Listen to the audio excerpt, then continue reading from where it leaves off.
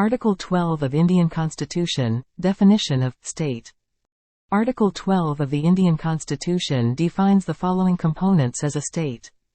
The Government of India are the central government and the Parliament of India, that is the houses of Lok Sabha and the Rajya Sabha. The state-based governments and legislative bodies. Local authorities like municipalities, panchayat, port trusts etc. All other authorities that are present in Indian territory or are operating under the supervision of Indian governments.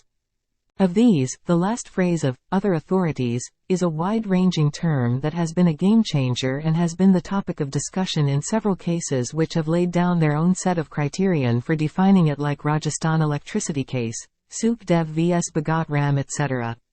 This is a critical area when it comes to defining the state, as it deals with a broad horizon and courts often have to strike a very delicate balance while deciding this serious aspect about defining states. This definition has also been used in Article 36, Part 4, that deals with the directive principles of state policy, Article 152, Part 6, that deals with the functioning and handling of states, and Article 308, Part 14, that deals with services allocated under union and states, among others. The concept of aegis dem generis. This is the Latin phrase for the expression, from the same generic group. It was for the first time since the inception of the Indian state that the Supreme Court was asked to formulate criterions to define state.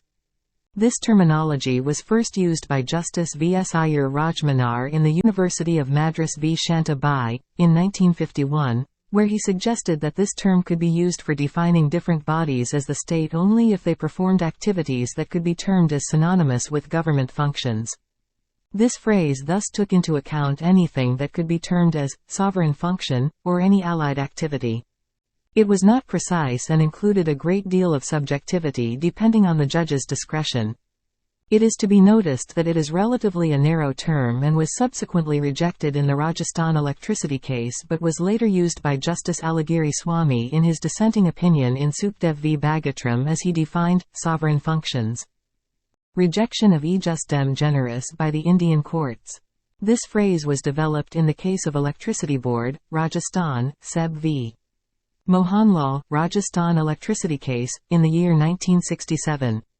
The concept of aegis dem generis was completely rejected for being incoherent and incomplete. The concept of other authorities, including those that were created by statutes or laws and/or the Constitution, was rather approved. This was definitely a notch above the decision in Shantabai. It focused on granting of legal sanction behind any such body that could be termed as a state, its subsidiary, or any other organization that could be termed to be performing any kind of governmental activity. But it is to be known that it could have brought in more precise terminology and increased the scope to include bodies that may not have been created by a statute or the Constitution, but could be engaged in an important or related governmental activity by deputation. Thus, as compared to the concept of aegis dem generis, this term had a larger shelf life due to its clarity and greater acceptability. Sukhdev vs Bhagat Ram, 1975. This case was decided in 1975 and can be termed as very important due to the three sets of judgments that emerged as a result of the judges having their own sets of opinions about the concept of what could be termed as a state. The majority of Chief Justice Ray, Justice Chandrachud and Justice Gupta in this constitutional bench decision, that also consisted of Justices Matthew and Justice Alagiri Swamy, partly agreed with the concept of statute or constitution created authorities as discussed in Rajasthan electricity case, and also added two other sets of criterion, that were: the organization had the power to make rules and regulations that were considered as binding. There was an existence of pervasive governmental control. Thus, it was more comprehensive and did build upon the concept enshrined in Rajasthan electricity case, but it again emphasized upon legal sanction, which is absent could lead to problems while pursuing meaningful legal remedies. On the other hand, Justice Matthew gave a different but concurrent opinion on this topic. He suggested the following two tests to be taken cumulatively to consider something as the state. It included instrumentality or agency of a state. If the functions being performed could be seen as public service. This set of functions can be termed as more inclusive and provide greater opportunity to include different sets of organizations within the ambit of the term state.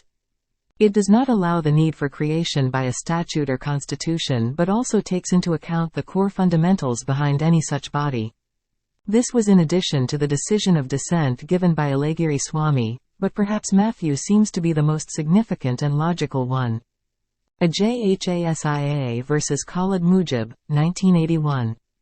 In 1981, Justice Bhagwati set 6 parameters for defining public service. Whether the entire share capital is controlled by the government. 2. Whether financial assistance by the government is said to constitute almost the full expenditure incurred. 3. Whether the corporation enjoys any kind of monopoly that has been allotted or protected by the state. 4. Whether there is deep and pervasive state control. 5. If the functions of the body are of public importance and are closely related to governmental duties. 6. If there has been any transferring of any department of the government to this body. There is a major fault line with this concept. It does not clarify if these functions work cumulatively, individually or in some sets or combinations. It is thus not precise and requires judges to decide at their discretion about availability or non-availability of some of these criterions. Doctrine of state action. This concept was discussed in M.C. Mehta v. Union of India, in the year 1986. It is originally enshrined in American Constitution. The logic behind this idea is that in cases where the extent of state aid, control and regulation involved in a private activity is so great so as to term it as state action. But, Justice Bhagwati felt that this concept did not suit Article 15(2) of the Constitution and thus there was a need to domesticate this concept and mold it as per Indian needs. 3-point rule. Ruma Pal's opinion on what constitutes state is the latest and in a sense the most complete set of opinion in the case of Pradeep Kumar Biswas v. Indian Institute of Chemical Biology in the year 2002.